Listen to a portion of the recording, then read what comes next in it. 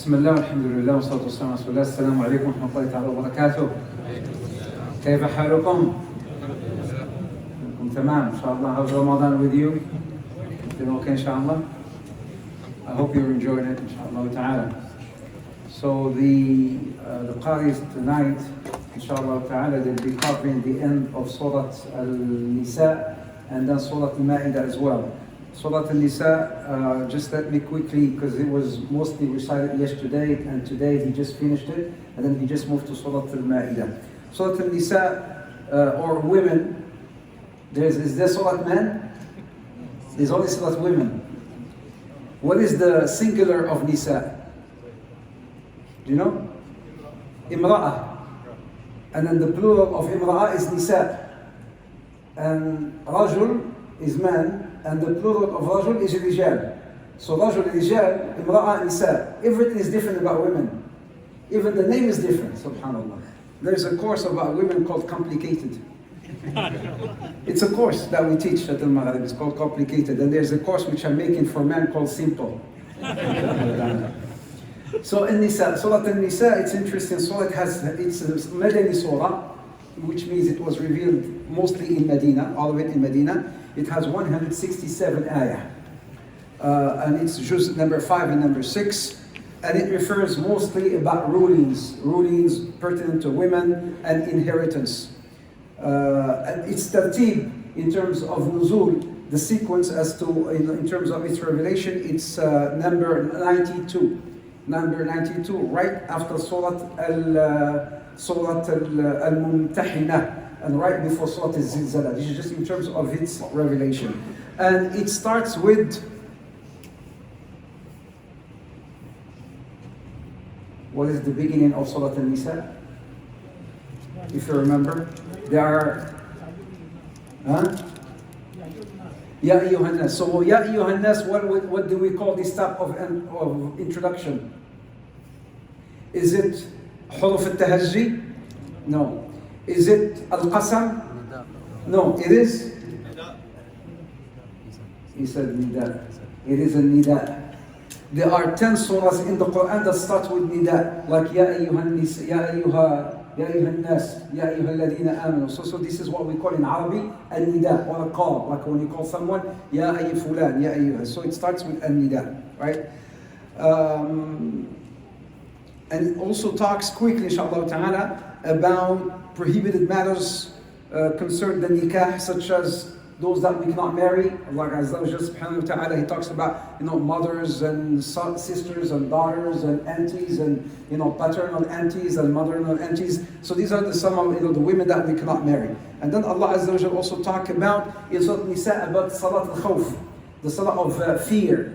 And also it talks about the salah of traveling. He describes the salah of traveling and the salah of the fear. Even during the fear, there is salah. Subhanallah. Even during times of war, there is salah. And Allah subhanahu wa ta'ala describes to the mu'mineen how they would pray if they were in state of fear during war. And as you remember, the last advice of the Prophet Muhammad when he was dying is as-salah, as-salah. The final golden advice of the Prophet Muhammad.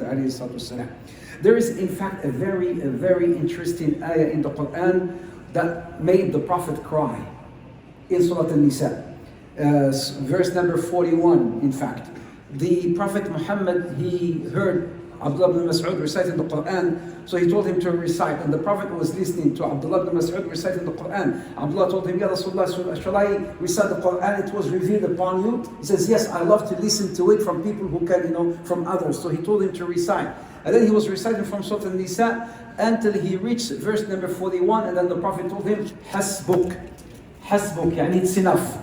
And then he said, Abdullah says, I turned and I found that the Prophet was weeping so much so that his beard was soaked with tears. What made Prophet Muhammad cry? The ayah that says, فكيف إذا جئنا من كل أمة بشهيد وجئنا بك على يوم على هؤلاء شهيدا وجئنا بك على هؤلاء شهيدا. As Allah subhanahu wa ta'ala says, we will bring every nation as a witness, and we shall bring you, O Muhammad, a witness upon them. And that made the Prophet Muhammad cry because it made him think of the akhirah. It made him think also of a witness. Imagine he's a witness and he's crying.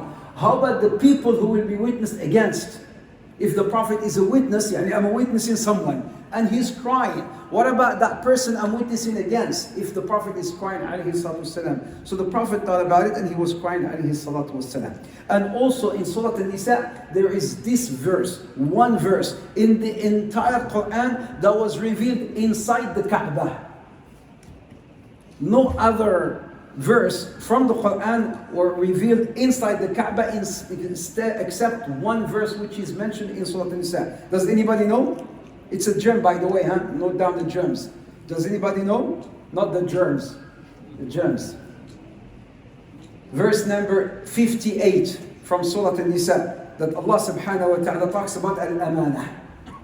إن الله يأمركم أن تؤدوا الأمانات إلى أهلها. Allah orders you to pay back the amanat. You know the amana. The amana is not something like a trust that you give to someone as an amana. The deen is amana. Your children are amana on your spouse, your responsibilities, your role that you've taken on is an amana, right?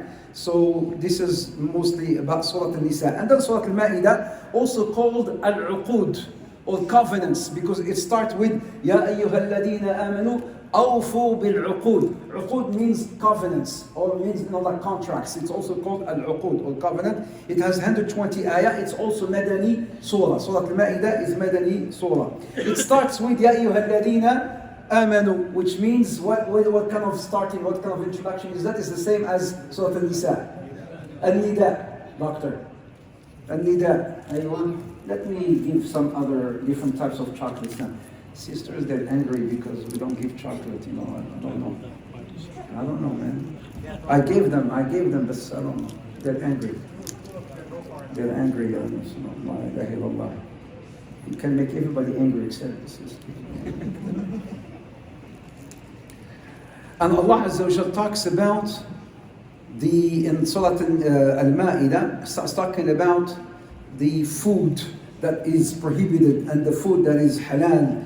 The food that is prohibited, حرمت عليكم الميتة والدم ولحم الخنزير, like the maita, the dead, and the swine flesh and the blood. So Allah Azza wa Jal, He describes the food that is, or the type of flesh or meat that is haram. And then Allah subhanahu wa ta'ala talks about the ayah, the Prophet Azza wa Sallam, when he mentioned this ayah in Mecca, اليوم أكملت لكم دينكم وأتممت عليكم نعمتي ورضيت لكم الإسلام دينا. Today I have perfected your deen. Khalas, this is the last thing. When the Prophet Muhammad went to Mecca, after the conquest of Mecca, Allah revealed this ayah to complete the religion. Anything that was to come after will be considered bid'ah. Khalas. After that, khalas, the Prophet, he completed the religion. Sallallahu alayhi wasallam. And then in the same surah, Allah Azza wa Jalla describes the wudu. The wudu of the fard, how to make wudu. The very first actually person who taught Prophet Muhammad how to make wudu is Jibreel. He taught him how to make the wudu. But then Allah subhanahu wa ta'ala also revealed in the Quran the wudu of the farida, how to make the proper wudu. And then also tayammum, the description of tayammum. If there is no water to make wudu, there is tayammum. It's also mentioned in Surah Al-Ma'idah. And then two more things inshallah I want to cover. I still have, alhamdulillah, 2 more minutes. The story of Adam and his children, his 2 sons, Qabil and Habil, Cain and Abel. Such an amazing story, whereby there is this competition happening between the 2 brothers, between Cain and Abel. So Allah Azza wa Jal, as Adam told them, you all bring in some sort of sacrifice, and we see which sacrifice will be accepted by Allah subhanahu wa ta'ala. Abel brought his best that he got, but Cain did not bring the best as he got, and then Allah Azza wa Jalla chose the sacrifice of Habil versus Qabil. Then came Qabil, and he did not accept the fact that his brother was chosen. So this is another disease, the same disease of Shaitan, la'natullah alayh. This is another disease that was inflicted upon this boy, upon Cain, who wanted to kill his brother. Do you know what this disease is called? A lot of people suffer from it in our ummah. Envy. Who said that? Everybody. Okay, everybody envy. And what is envy called in Arabic? What is it called in Arabic? Allah mashallah alaykum. كلكم عرب ما شاء الله. عرب, ايوه. الحسد is called. Here we go. Al-Hasad, it's called Hasad. May Allah Azza wa Jal save us from this disease. There are a lot of people who suffer from this, men and women. Really envy, it's called envy. Al-Hasad. Why? So he wanted to kill his brother. And then his brother, here's another beautiful gem. His brother says, Cain told his brother, قال لأقتلنك, I shall kill you. And then his brother says, قال لئن بسطت إلي يدك لتقتلني ما أنا باسط إلي يدي لأقتلك ما أنا بباسط يدي إليك لأقتلك إني أخاف الله رب العالمين. He says, if you were to stretch out your hand to kill me, I shall not stretch out my hand to kill you because I fear Allah.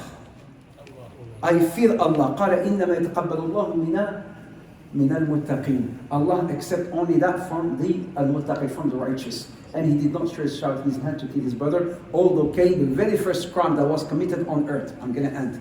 The very first crime that was committed on earth is killing by Qabil. And the Prophet says, anyone who commits the same crime of killing, it will all go into the mizan, into the account of Qabil, the son of Adam alayhi salam. Brothers and sisters, again, one more time, this disease, al-hasad, al-hasad, al-hasad, al-hasad, يعني, please, this is the time, this is the month where we should clean this heart and cleanse it from this really poisonous disease. There's people carrying poison in their hearts, envying others for what Allah Azza wa Jalla has blessed them with. Why would you have some envy towards your sister or your brother who's doing well? Why don't you wish them well? Why don't you make dua for them? Otherwise you'll be like Cain. You'll be like Qabil. May Allah Azza wa Jalla help us clean this heart. Barakallahu fikum, jazakumullah khair. Wassalamu alaikum wa rahmatullahi ta'ala wa barakatuh.